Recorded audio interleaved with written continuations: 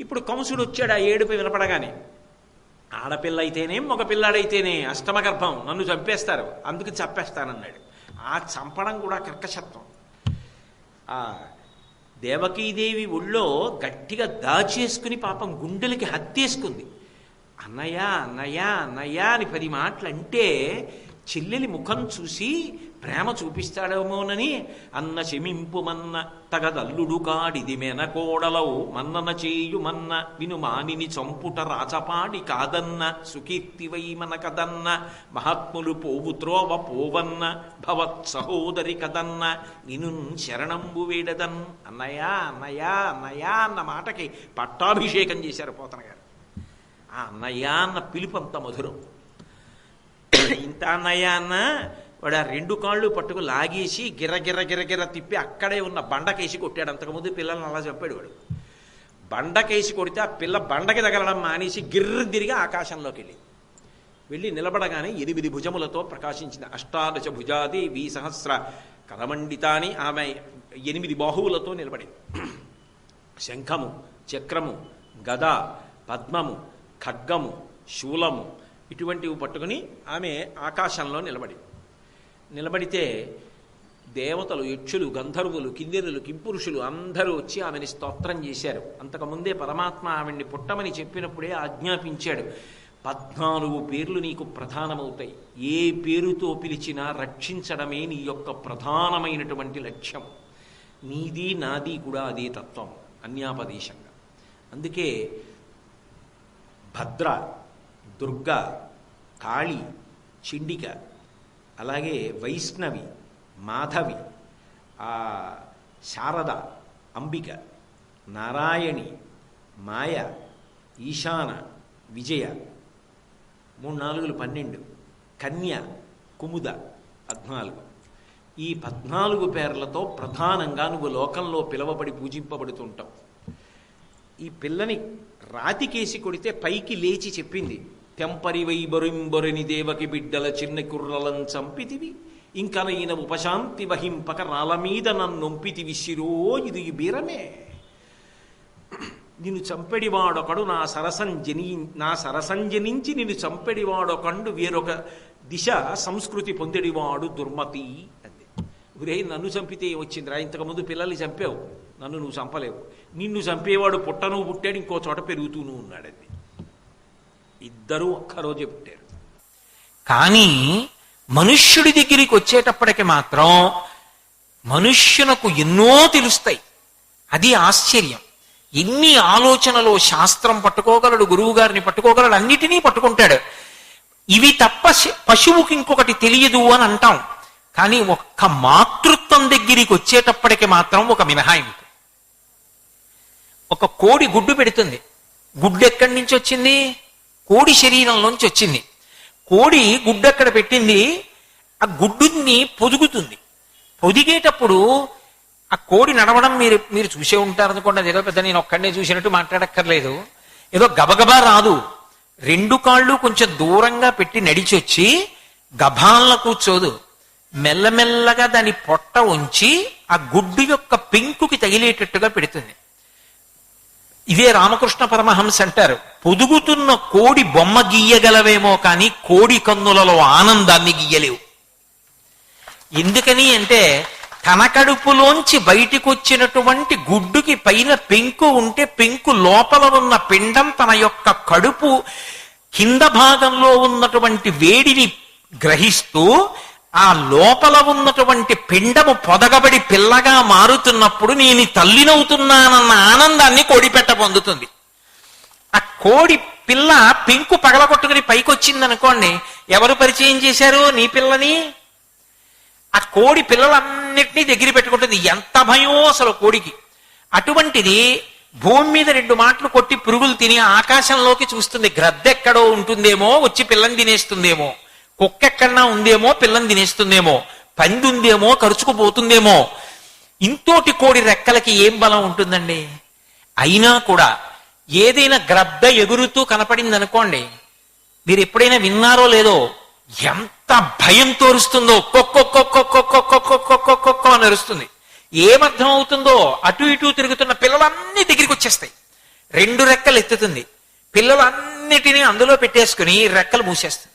ఈ పిల్లలన్నీ అందులో దూరి పడుకుంటాయి. మళ్ళీ గ్రద్ద దూరంగా వెళ్ళాక రెక్కలు ఎత్తుతుంది. నిజంగా గ్రద్ద ఒక్క దెబ్బ కొట్టింది అనుకోండి, కోడి 3 అడుగులు అవతల పడుతుంది. కానీ రెక్కలు కింద పెట్టుకుని కోడి పెట్టలా పెంచిందండి ఆవిడ పిల్లల్ని అంటారు. ఈ రక్షణ అన్నది ఉందే, అక్కడ కనపడుతుంది అమ్మవారు మీకు. అమ్మవారిని చూడ్డానికి అంతరాలయంలోకి వెళ్ళక్కర్లేదు. ఒక కోడి తన గుడ్డుని పొదిగి పిల్లని తీసుకొచ్చి పిల్లల్ని రక్షించుకునే ప్రక్రియ ఉందే, అందులో ఉంది అమ్మవారు.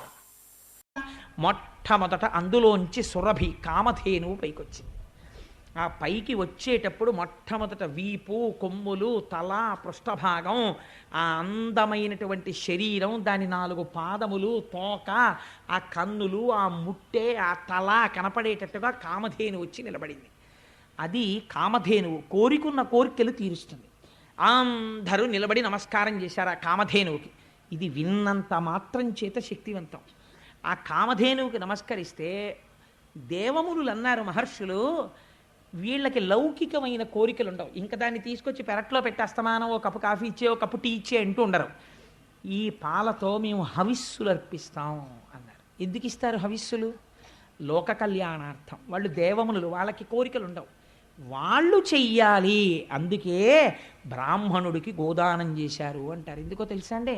ఆయన ఏం చేస్తాడు? తోడెట్టుకు పెరుగు తిండం. ఆయన ఓ పట్టుకెళ్ళి శివలింగానికి అభిషేకం చేస్తాడు. చేస్తే ఏమవుతుంది? లింగం చల్లబడుతుంది. శివలింగం చల్లబడితే లోకమంతా చల్లగా ఉంటుంది. అందుకే ఆవు పాలు పట్టుకెళ్ళి అయ్యగారికి ఇవ్వండిరా కాశిని అంటుంటారు పెద్దలు. కారణం ఏమిటి? దానివల్ల లోకమునకంతటికీ మేలు చేయించినటువంటి పుణ్యంలో 6వ వంతు తన ఖాతాలో పడిపోతుంది వచ్చి. కాబట్టి తేలిక మార్గం ఏడో బ్రాహ్మడికి పట్టుకెళ్ళి ఆవు పాలు ఇచ్చి అభిషేకం చేసుకోండి అని చెప్పడమే. అందుకనే పట్టుకెళ్ళి ఆవు పాలు ఇస్తూ ఉంటారు. అదండి దాని వెనకాల ఉన్న రహస్యం. అందుకని ఇప్పుడు మొట్టమొదటి ఇది చేసిన వాడు ఎవరు? శ్రీమన్నారాయణుడు చేశాడు. ఇప్పుడు ఈ సురభిని ముందే చెప్పాడు ఆయన, ఎవరు అడక్కండి అని. వీళ్ళకేం తెలుసు? వెర్రేళ్ళు దైత్యులకి అమృతం వస్తుంది తాగుదాని లేరా అనుకున్నారు. ముందు మనం ఇది అడిగితే తర్వాత మీరు అది పుచ్చుకున్నారు కదా, ఇది ఇవ్వనంటాడేమో ఊరుకున్నారు వాళ్ళ అదృష్టం. ఆయన విష్ణుమాయ కల్పించాడు కూడా. ఆ గోవుని చూసి స్వామి అన్నారు, దేవమునులు పుచ్చుకోండి, మీరు దీని పాలతో హవిస్సులు అర్పిస్తారు, దేవతలు సంతోషించి వర్షాలు కురుస్తాయి, అందరూ బాగుంటారు. ఒక్కడూ కోరుకునేవాడికి కామధేనువు కాదు, అందరికీ పనికొచ్చేవాడికి కామధేను ఉండాలి. అందుకని కామధేనువుని దేవమునులకి ఇవ్వండి అన్నారు. దేవమునులు పుచ్చుకున్నారు. అమ్మ దీనికి తోడు ఇవాళ ప్రపంచంలో ఇంకో కొత్త వెర్రి ఏమిటో తెలుసా అండి? ఆ వెర్రి, పుట్టింటి వాళ్ళు ఒక పేరు పెడతారు ఆడపిల్లకి. ఆడపిల్లకి పేరు తల్లి తండ్రి కలిపి ఒకసారి నామకరణం చేశాక ఆ ఆడపిల్ల పేరు మార్చాలంటే మళ్ళీ ఎప్పుడు వస్తుందో తెలుసా అండి అధికారం? వివాహంలో తల్లిదండ్రులే ఒక క్రతువు చేసి పేరు మార్చాలి. అలా కాకుండా తల్లిదండ్రులు భగవత్ సంబంధమైన పేరు పెట్టి అత్తవారింటి వారు ఆ పేరు పెట్టి పిలవకుండా తల్లిదండ్రులు మార్చని పేరుతో అత్తవారింటి వాళ్ళు వాళ్ళకి ఇష్టమైన పిచ్చ పేరు ఏదో పెట్టి పిలవడం మొదలు పెడితే అమ్మవారి ఆగ్రహానికి గురవుతారు. వంశం ఆగుతుంది అక్కడ. అదొక పెద్ద దోషమై కూర్చుంటుంది శాస్త్రంలో. అలా పిలవకూడదు. పుట్టింటి వాళ్ళు ఏ పేరు పెట్టారో ఆ పేరు పెట్టి పిలవాలి అంతే.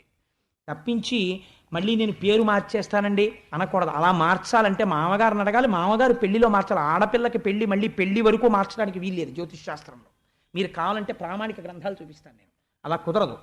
అందుకని ఇష్టం వచ్చినట్టు మార్చి పిలవడాలు అలాంటి పిచ్చి పిచ్చి పనులు చేయకూడదు. శాస్త్ర మర్యాద తెలియకుండా ప్రవర్తిస్తుంటారు కొంతమంది.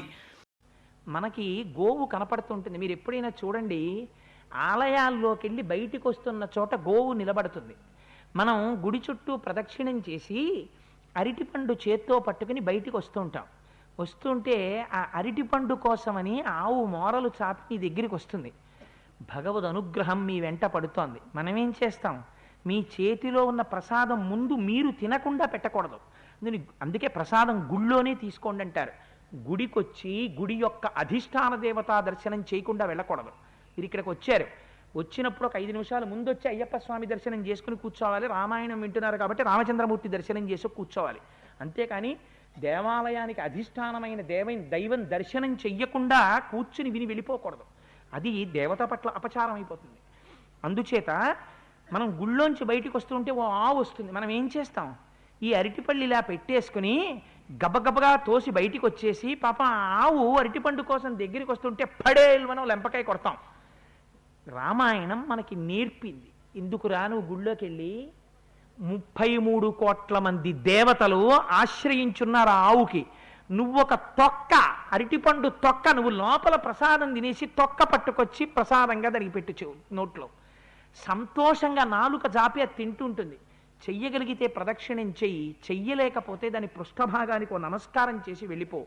5 ప్రబలమైన లక్ష్మీ స్థానాల్లో గోవు యొక్క పృష్ఠభాగం ఒకటి. ప్రపంచంలో లక్ష్మి ప్రబలంగా ఉండేది అదే. గోవు యొక్క పృష్ఠభాగము, పద్మము, స్త్రీ యొక్క పాపట.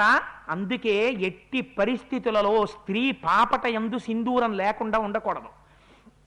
పాపట, పద్మము, ఏనుగు యొక్క కుంభస్థలము, ఇవి లక్ష్మీ స్థానాలు 5. వీటిని ఎప్పుడూ అగౌరవపరచకూడదు. అందుచేత ఆవు యొక్క పృష్ఠభాగానికి ఒక నమస్కారం చేసి వెళ్ళిపోవాలి. ఇది ధర్మం తెలుసున్న వాడికి తెలుస్తుంది. అందుకు చెప్పారు బాలకాండలో వాల్మీకి మహర్షి. కాబట్టి శ్రీకామాక్షీ కటాక్షితా పురుష మిత్రమిత్రం. శత్రువు మిత్రుడు ఇద్దరు ఉండరు, అందరూ మిత్రులే. లోష్టంచ యువతి బింబోష్టం. రాతి ముక్కకి యవ్వనంలో ఉన్నటువంటి స్త్రీ అధరానికి అభేదం, రెండూ సమానమే ఆయనకి. తప్ప ఆయనకి ఒకదాని యందు రాగము లేదు, ఒకదాని యందు పారుష్యము లేదు. అన్నిటినీ సమానంగా చూస్తాడు. ఇది ఎవరికి కలిగింది? ఎవరికి అమ్మవారి అనుగ్రహం కలిగిందో, ఎవరి వంక ఇలా చూసిందో వాడికి అంత శక్తినిచ్చేస్తుంది. ఇది ఆవిడ వైభవం. ఇది మీరు బాగా గుర్తుపెట్టుకోవాలి. చెంగాలమ్మ అనుగ్రహ శక్తి అంతా ఎక్కడుందంటే ఆవిడ చూపుల్లో. ఆ చూపుల శక్తి ఎంత కాలం అలా ఉంటుందో అంత కాలము ఆవిడ అలా అనుగ్రహిస్తుంది. అందుకే ఇలా చూసిన చూపు కన్నా ఇలా చూసిందా ఒక్కసారి, ఆ చూపు యొక్క శక్తి చెప్పడానికి పెద్ద పెద్ద మహాకవులు, మహా ఉపాసకులు, మహా విద్వాంసులు మా చేత కాదని చెయ్యెత్తేశారు. ఎందుచేత అంటే ఇలా చూసిన చూపుతో ఆవిడ ఇవ్వలేనిదన్నది లోకంలో లేదు. ఏదైనా ఇచ్చేస్తుంది. అది ఇక నోటితో చెప్పడం అనేటటువంటిది, వర్ణించడం అనేటటువంటిది, ఇంత ఇస్తుంది అని చెప్పడం కానీ ఎవరికీ సాధ్యం కాదు. నేను మీకు ఒక ఉదాహరణ చెప్తాను. అందుకే సరస్వతీ కటాక్షాన్ని ఇచ్చేస్తుంది. అందుకే ఆవిడ రూపం అదే అనుకుంటున్నారేమో. అదే తల్లికి మంత్ర శరీరం ఉంటుంది. ఆ మంత్ర శరీరం ఉన్నప్పుడు ఆవిడికి ఆదిక్షాంత సమస్త వర్ణనకరీ శంభు ప్రియేశాంకరీ, ఆ నుంచి క్షా వరకు ఆమె యొక్క అక్షరాలు ఆమె యొక్క శరీరం అయిపోతాయి.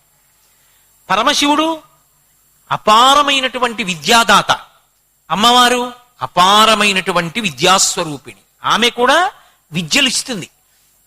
అందుకే ఆయన దక్షిణామూర్తి.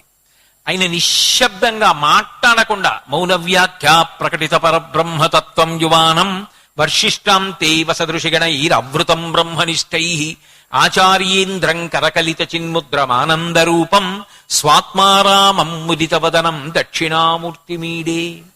మౌనంగా కూర్చుని సనక సనందనాది మహర్షులను అనుగ్రహించాడు.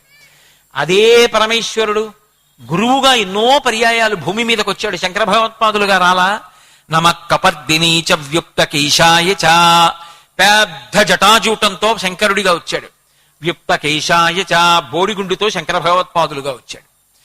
శంకరాచార్యుల వారిగా వచ్చారు అన్నప్పుడు కేవలం శంకరుడే కాదు, మీరు బాగా గుర్తుపెట్టుకోవాలి నేను అంటున్న మాట. అందుకే మొట్టమొదటి నుంచి చెప్తున్నా, ఆ అర్ధనారీశ్వర తత్వమే శివ శివ కలిసి ఉన్నటువంటి స్వరూపం. ఎందుకంటే కేవలం శంకరుడు అనుకోండి, తనలో తాను రమిస్తూ దక్షిణామూర్తిగా ఉంటాడు.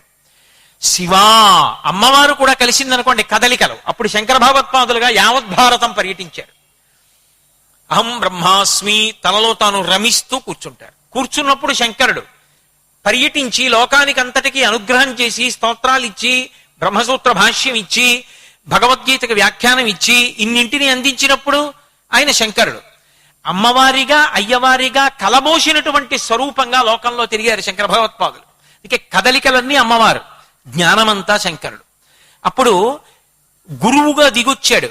దిగొచ్చి లోకాలన్నిటినీ అనుగ్రహించాడు, దక్షిణామూర్తిగా అనుగ్రహించాడు. అమ్మవారు అసలు మాతృకా వర్ణ రూపిణి, సమస్తమైన మాతృకా వర్ణములు ఆవిడ యొక్క స్వరూపం. ఆవిడ అనుగ్రహించిందా ఇక అలా ఇలా ఉండదు ఆ జ్ఞాపక శక్తి. ఆ వాగ్ధార, ఆ కవితాశక్తి ఇక దానికి అడ్డు ఆపు ఉండదు. అదొక గంగా ప్రవాహం అంతే, అలా వెళ్ళిపోతుంది. అది ఆ తల్లి యొక్క అనుగ్రహం. ఆ తల్లి అనుగ్రహించిందా వాగ్దేవిగా అనుగ్రహించగలదు. పెద్దలు ఒక మాట చెప్తారు, కొన్ని కోట్ల జన్మల తరువాతి తప్ప అసలు అమ్మవారి వంక తిరిగి నమస్కారం చేయడు. అటువంటిది అమ్మవారి గురించి తాను మాట్లాడుతుంటే కొన్ని వేల మంది స్పృహ లేకుండా కూర్చుని వినేటటువంటి శక్తి వాక్కుకి రావాలంటే ఎవడి ఒక్క తపస్సుకి ఆ వాక్కు రాదు.